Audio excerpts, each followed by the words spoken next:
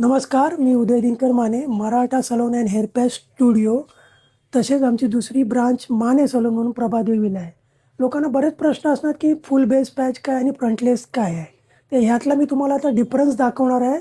कापून फ्रंटलेस कसा असतो आणि तो कापल्यानंतर कसा दिसतो, नॅचरल लुक कसा दिसतो. हा फ्रंटलेस पॅच आहे आणि तो आपण आता कट करतोय पुढून, तुम्ही बघा.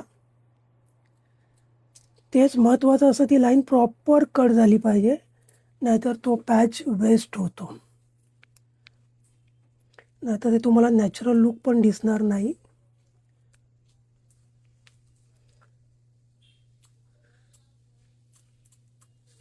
आपण कट करत आहोत आणि त्याच्यानंतर मी तुम्हाला दाखवेन की फ्रंटलेस पॅच आणि फुल बेस पॅच याच्यामध्ये काय फरक असतो तो.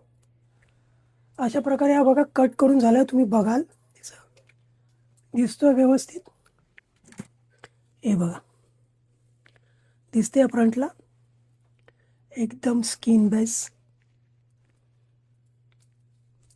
कुठूनही बघा, तुम्ही बघा एकदम नॅचरल लुक. पुढून पण बघाल तरी असं वाटणार नाही की हेअरलाईन कोणाची आहे, पॅचची आहे की प्रॉपर त्या माणसांची, त्या क्लायंटची आहे. बघा एकदम नॅचरल.